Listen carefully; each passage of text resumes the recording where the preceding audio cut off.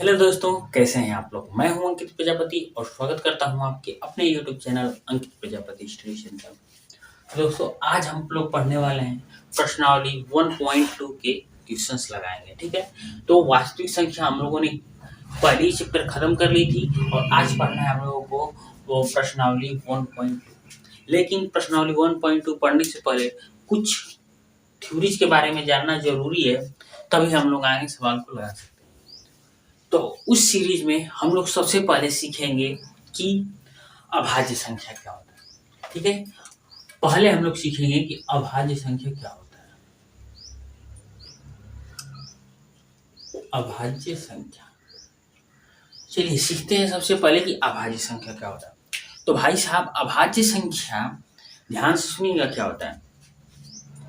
जिसके केवल दो गुणनखंड होते हैं, जिसके केवल दो गुणनखंड होते हैं वह संख्या क्या कहलाती है, अभाज्य संख्या।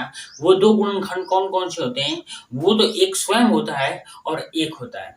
जिसके सिर्फ दो गुणनखंड हो, कौन, एक वो और एक एक, तो वो संख्या क्या कहलाती है, अभाज्य संख्या।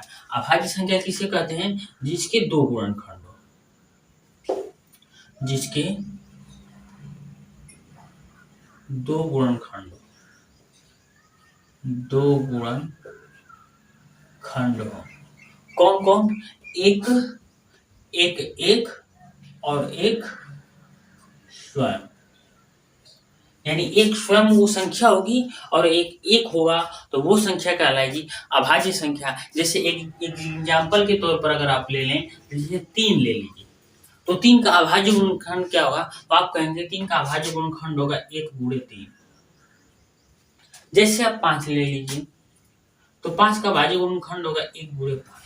इसके दो से अधिक गुणनखंड है, तो आप कहेंगे नहीं भाई साहब, इसके दो से अधिक गुणनखंड है ही नहीं, तो इसलिए ये संख्या का क्या कहलाएगी, तो ये संख्या आपकी अभाज्य संख्या कहलाएगी। अब देखिए, अब अगर मैं कह दूं आपसे कि भाज्य संख्या क्या होता है,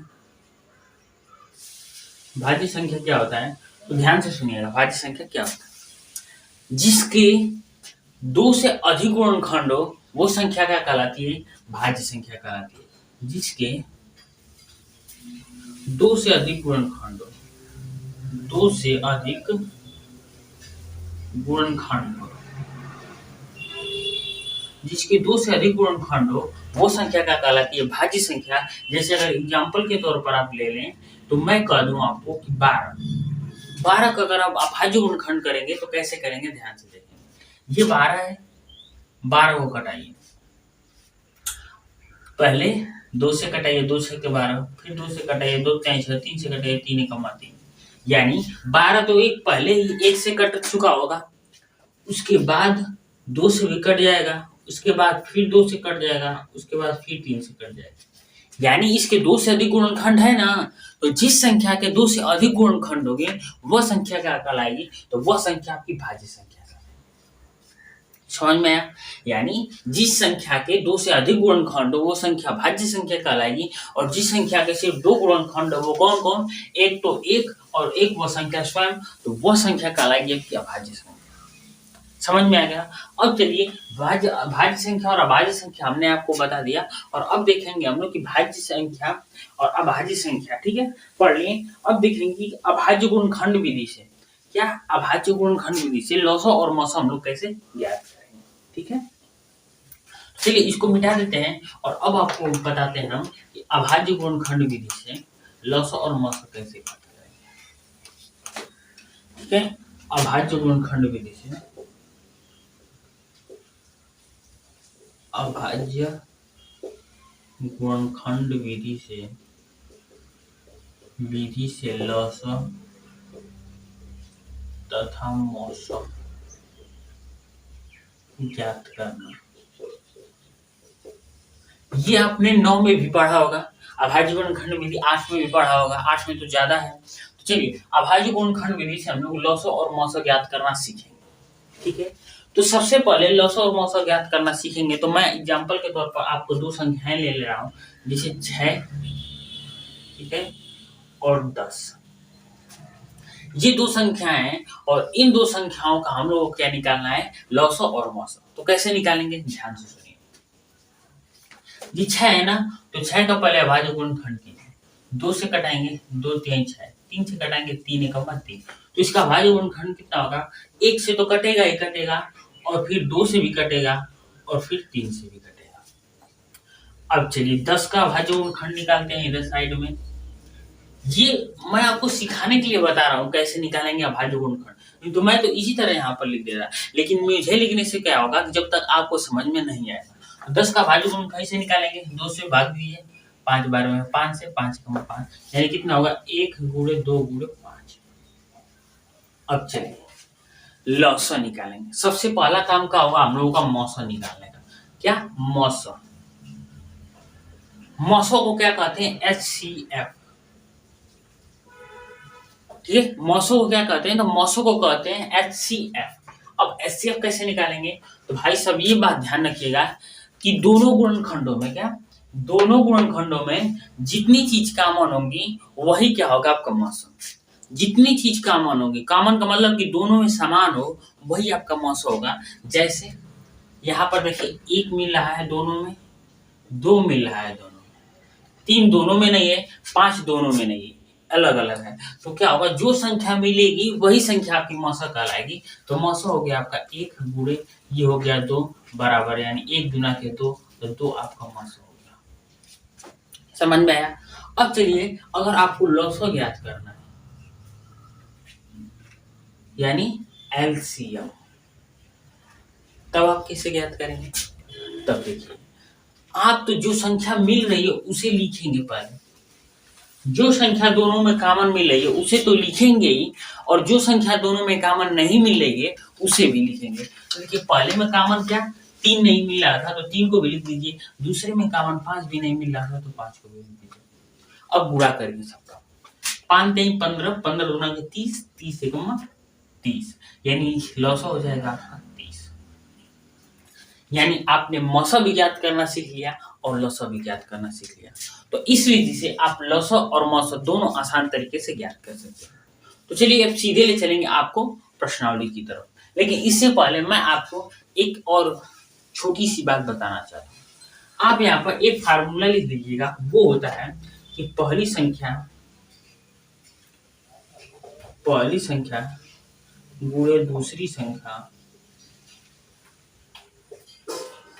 बराबर LCM गुणे HCF। ये मैंने आपको फार्मूला इसलिए दिया कि अगर आप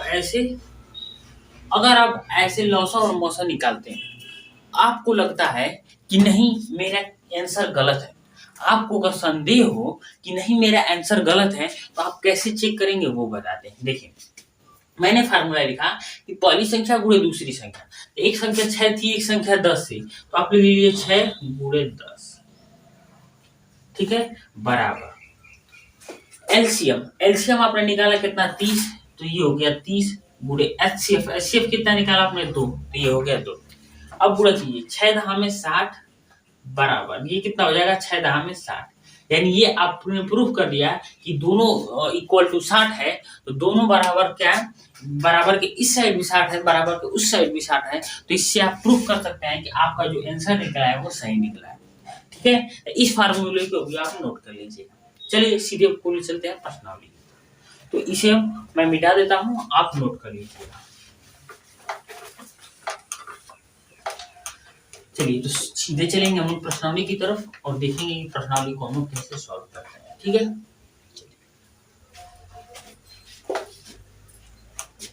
चलिए देखते हैं प्रश्नावली की तरफ। तो अब हम पहुंच गए हैं प्रश्नावली 1.2 पर। अब आपको स्क्रीन पर क्वेश्चन दिखेगा। तो पहला नंबर क्वेश्चन कह रहा है कि निम्नलिखित संख्याओं को अभाज्य गुणनखंडों के गुणनफल के रूप में व्यक्त कीजिए। सिर्फ कहा है कि अभाज्य गुणनखंडों के गुणनफल के रूप में व्यक्त करना है। क्वेश्चन आपको साइड में दिख रहा होगा, मैं सीधे आपको सवाल लिखता हूँ। तो सवाल नंबर पहले का जो पहला कहा है वो कहा है 140। चलिए 140 का, तो 140 का हम लोगों को क्या करना है? अभाज्य गुणनखंड विधि में व्यक्त करना है। आपको तो साइड में क्वेश्चन दिख रहा होगा, ध्यान से पढ़ लीजिएगा। चलिए तो 140 का अभाज्य गुणनखंड विधि में व्यक्त करना है। कैसे व्यक्त करेंगे भाई साहब? चलिए साइड में दिखा रहे हैं। 140 है, उसको चलिए कटाते हैं। सबसे पहले कटाने का नियम होता है कि आप छोटी संख्या से कटाएंगे। किससे? छोटी संख्या से। तो छोटी संख्या आपका 2 है, 2 से कटाइए। 2 से कितना कटाएंगे? देखिए 2 7 14 7, ये 0। आपने कहेंगे कि छोटी संख्या से कहें, तो छोटी संख्या तो 1 भी होती है, तो 1 से क्यों नहीं कटाएंगे? तो भाई साहब अगर हम 1 से कटाते रह गए तो वो संख्या उतनी ही आती रह जाएगी। तो इसीलिए सबसे छोटी संख्या आपको 2 मानकर चलना है। कब? जब अभाज्य गुणनखंड विधि लगाते हैं। चलिए 2 से कितनी बार कट गया? 70 बार। फिर 2 से कटाइए, दो त्याई 6, और कितना बचा? 1 और 0 10, 2 5 10, यानी 35 बार में कटेगा। अब कौन से जाएगा? तो ध्यान से देखिए, ये कितना है? लास्ट में 5 है, एक मतलब कि 5 से जाएगा, तो 5 से ले जाइए। 5 7 35, फिर 7 से एक बार में चल जाएगा, 7 1 7। तो इसका अभाज्य गुणनखंड कितना होगा?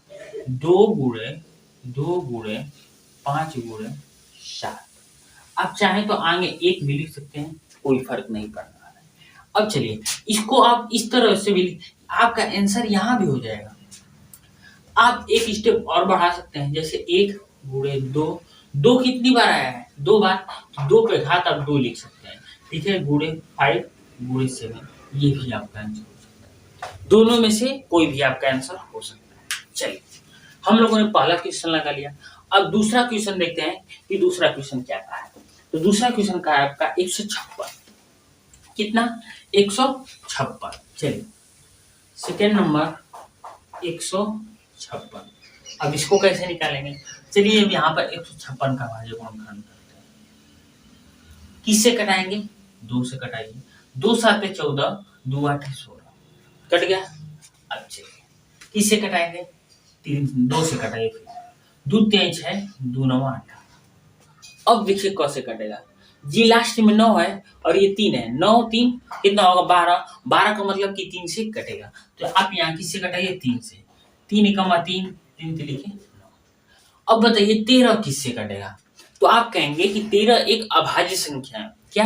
13 एक अभाज्य संख्या है। इसका मतलब कि जो अभाज्य संख्या होती है वो या तो 1 से कटेंगी या तो स्वयं से कटेंगी। तो यहाँ 13 किससे कटेगा? स्वयं से कटेगा, यानी 13 से कटेगा। तो आपका अभाज्य गुणनखंड यहाँ पर क्या लिखाएगा? 1 गुणे 2 गुणे 2 गुणे 3 गुणे 13। आपका आंसर यहाँ भी हो जाएगा। आप चाहें तो इसे एक रूप और दे सकते हैं, जैसे 1 गुणे 2 का घात कितना है? 2 गुणे 3 गुणे 13। आपका आंसर ये भी हो जाएगा। तो आप दोनों में से किसी का भी आंसर इस तरह लिख सकते हैं, ठीक है। तो ये हो गया आपके 2 क्वेश्चनों का आंसर। अब बढ़ेंगे हम लोग तीसरे नंबर पर। तो जल्दी से जल्दी इसे इरेज कर दीजिए और अब बढ़ेंगे हम लोग तीसरे नंबर पर और देखेंगे उसे कैसे हम लोग सॉल्व। चलिए इसे हम मिला दें। चलिए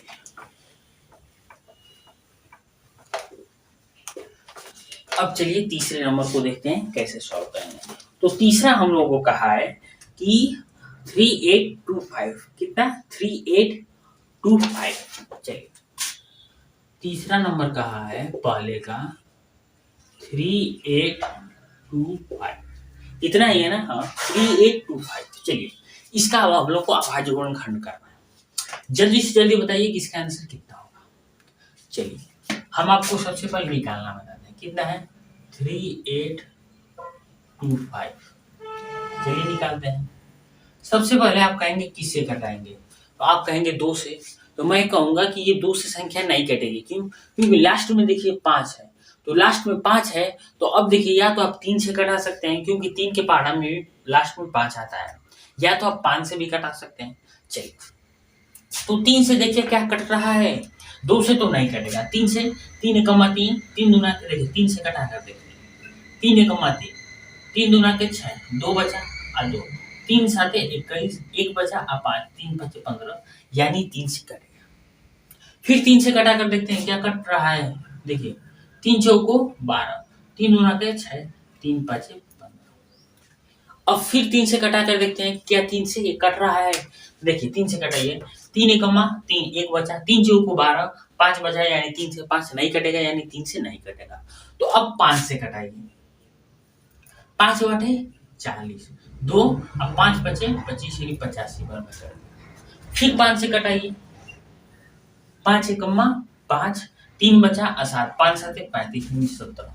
अब आप कहेंगे कि जो 17 है वो एक अभाज्य संख्या है।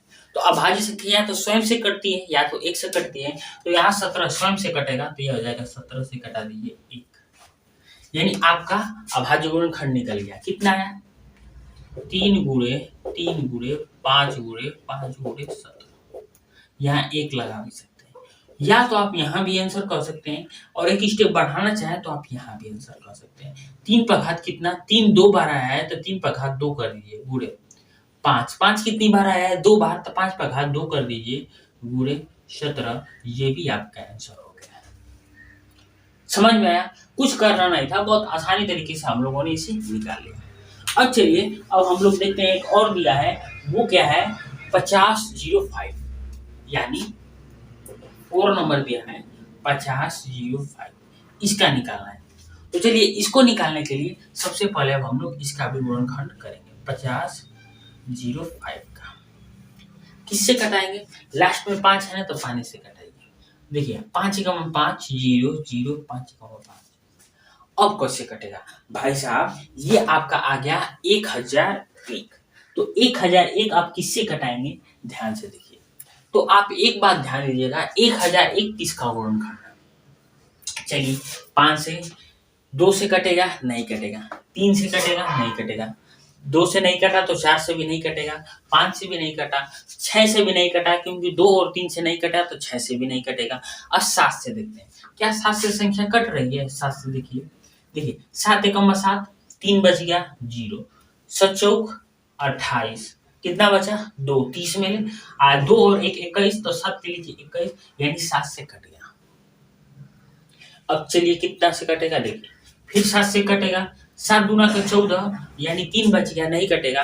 तो 8 से भी नहीं कटेगा क्योंकि 4 से नहीं कटा था, 9 से भी नहीं कटेगा क्योंकि 3 से नहीं कटा था, 10 से भी नहीं कटेगा क्योंकि 5 से नहीं कटा है। अब 11 से देखते हैं, 11 का 11, 3 बचा, 3 3 कितना हो जाए? 33, तो 11 3 33, 13 बार में कट गया। 13 एक अभाज्य संख्या है तो 13 स्वयं से कटेगी। आगे आपका 5 7 11 13, तो आपका जो यहाँ पर होगा आंसर 5 गुणे 7 गुणे 11 गुणे 13।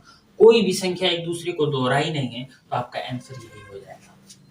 ठीक है, तो जल्दी से जल्दी नोट कीजिए। अब हम दिखाएंगे आपको सेकंड नंबर क्वेश्चन को सॉल्व करेंगे। जल्दी से नोट कर लीजिए। अब इसे हम बैठा देते हैं।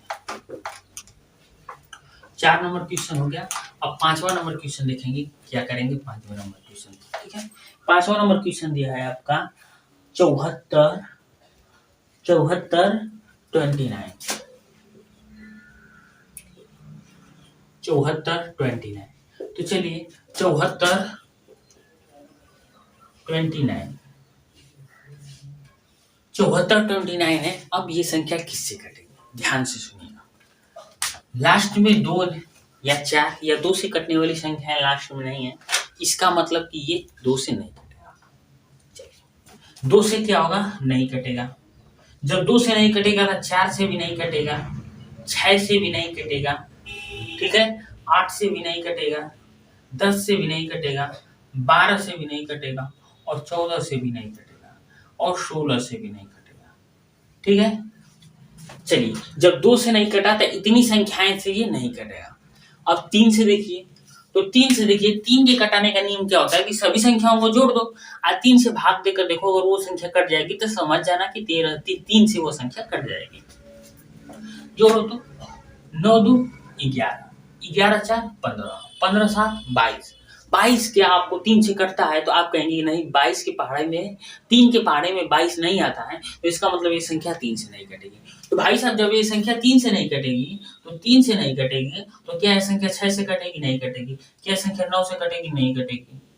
क्या संख्या 15 से कटेगी? नहीं कटेगी। अब चलिए अब देखते हैं 5 से कटा कर देखिए। देखिए अब हो गया, अब 5 से कटा कर देखिए। जब लास्ट में 0 और 5 है ये नहीं है, तो समझ जाइएगा वो संख्या 5 से भी नहीं कटेगी। अब 7 से कटा कर देखिए, तो 7 से कटेगी, 7 एकम 7, 7 छक 42, 2 बच गया शेषफल यहाँ पर, नहीं कटेगा, यानी ये संख्या 7 से भी नहीं कटेगी। 11 से कटाइए, 11 छके 66, 11 से भी ये संख्या नहीं कटेगी। अब देखिए ध्यान से 17 से कटाइए, तो देखिए कितने बार में 17 बचे कितना होता है 85, यानी 4 बार ले जाइए। 17 दूना 34, 17 तिया 51, 17 चौको 68, 17 चौको 68, 68 69 70 आ 70 और 4 यहाँ कितना बचा 6, 17 चौको 68, 4 6 बचा, आ 6 दू कितना हो जाएगा 62। देखिए 17 तिया 51, 3 बार में ले जाइए कितना 51, यहाँ 1 बचा 1, यहाँ पर 9 बच गया। आ 17 का पारा में ऐसे पढ़िए कि 119 आ जाए। ठीक है, तो 7 बार में ले जाइए, 17 7 119, 7 बार में जाएगा। कितनी बार में जाएगा 7 बार में, यानी आपका आया 437। अब ये संख्या बताइए किससे कटेगी, तो 437 किससे कटेगी, ध्यान से कटाइए। अगर आप 19 से कटाइए, क्योंकि इन सभी संख्याओं से तो अब कटेगा नहीं, तो ध्यान से 17 के बाद 19 आता है, तो 19 से कटाइए। देखिए 19 से कम 19, 19 दूना के 38, यानी 43 में ले 38 गया तो कितना बचेगा 3 और 2 5, 5 बच गया और 7। 19 को 19, 19 दूनी 38, 19 तिया 57, यानी 3 बार में जाएगा, तो 3 लिख लीजिए। अब 23 आप कहेंगे कि एक अभाज्य संख्या है और अभाज्य संख्या सिर्फ स्वयं से ही कटेगी, तो 23 से कटा दीजिए एक बार, यानी जो आपका आया गुणनखंड 17 गुणे 19 गुणे 23, यहाँ पर एक आप लगा भी सकते हैं, ये हो गया आपका। यानी इतनी आपको मशक्कत करनी पड़ेगी। अगर ये क्वेश्चन आ गया तो आप क्या करेंगे, सभी अभाज्य संख्याएं से कटा कर देखेंगे पहले कट रहा है कि नहीं कट रहा है। तो लास्ट क्वेश्चन में लिख लीजिए 5वां नंबर। अब देखते हैं आगे सवाल को हम लोग।